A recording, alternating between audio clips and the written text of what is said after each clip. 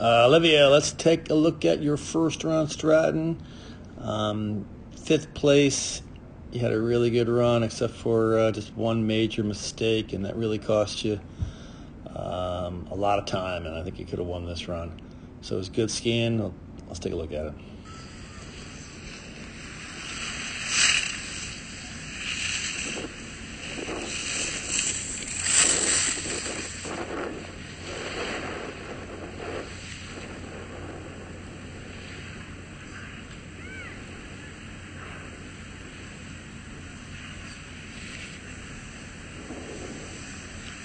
There was that mistake.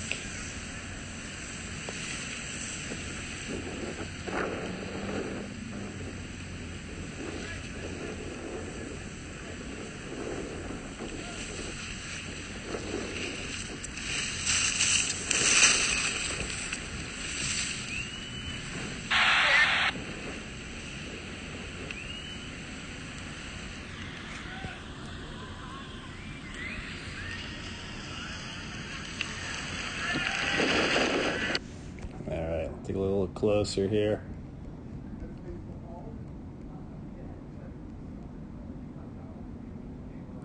Classic shot there, level shoulders, long outside leg, short inside leg. Let's see your arms driving past the gate a little bit more forward. One thing we've been talking about in slalom, trying to narrow the stance, and I think a little bit in GS too, although we'll have a wider stance than slalom. Sometimes, particularly the top of the turn, yours gets a little wide and hard to really get early pressure on the outside ski. You can kind of see your knee actually going this way a bit. So I do think we want to have a little bit narrow stance at the top of the turn. As the turn progresses down here, it does make sense for it to widen. And although we do talk about having consistent width throughout, it's okay to widen a bit as the turn towards the bottom of the turn. Oops, don't need that.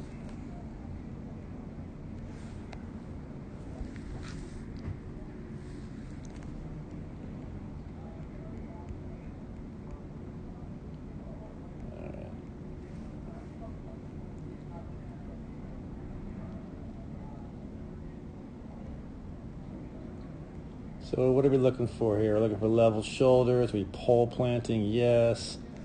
Inside shoulder up? Yes. Are we getting some early pressure? And again, kind of a wide, stance top of the turn, and how much spray we getting? And we got a decent amount of spray typically at the top of each turn. Right there. Right there. So we are obviously skidding a little bit at the top of the turn. This was a fairly tight course, so I understand that. But again, if we can possibly narrow that stance just a tad at the top of the turn and be able to pressure the outside ski more and build some earlier pressure at the top of the turn through the fall line, that would be great. Again, driving the hands forward past the skate would be nice too, but otherwise, this had a lot of followaways. I know you're familiar with the hill. You did a great job on these followaways, more so than most of the field, which does mean you had good pressure on the outside ski, particularly in the second half of the turn. So here's where the big mistake was, unfortunately. A little bit of terrain right there, a little bit of a bump. You were kind of released the ski, downhill ski right at it, hadn't moved forward yet, hadn't pole planned yet. There's your pole plan. Hadn't really just moved forward in the transition, so kind of went over that, releasing the ski, a little rebound, and shot you in the air. And unfortunately, this is what happened, and really killed a ton of your speed right there. So without that, it would have been right there. Again, moving hands forward past the gate would help. This is one of the tougher turns here after the undergate. Really big fall away. Had to really set up. Did a great job here. Better than probably anyone else. And I love the width here. You know, this width right there.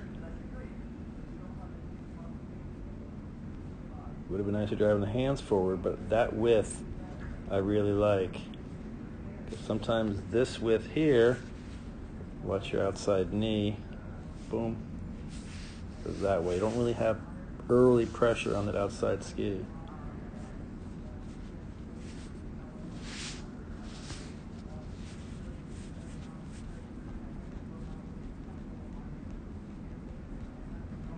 This little tiny break over here, come a little knoll. We talked about how we wanted to be passing the gate with our skis pointing if it was a face of a clock at 10:30. So if you consider this to be, you know, kind of where the top of the knoll is, I mean the knoll being like kind of right here, we want to pass that knoll, past the gate with our skis, we said in inspection, pointing at 10:30, having direction coming over, and your skis are going this way. So what does that mean? You had to come over the knoll and kind of turn down here. So we're a little bit late and low, which puts you on a low line, straight line here. So we're turning under the gate there. Fortunately, it wasn't terribly offset after that, so it didn't hurt you that much. But so going by me here, a couple things. One, we got to think about trying to hold that inside foot back a bit. That's too big of a lead change. Inside foot too far in front, and you can see how the different angles of the skis. We want to match those angles. So your inside foot is flatter. Inside ski is flatter. So make sure we're trying to, you know, pull back the inside foot and tip it up as much as the other one. Relax it so the pressure's on the outside ski, because we got a little bit kind of a, you know, of an A-frame there. But all in all, great skiing. Unfortunately, made that one mistake. Otherwise, you would have been right there. 5th place anyway. Was a great job. Skied the fall-aways better than practically anyone out there. You should be proud of this run. Well done.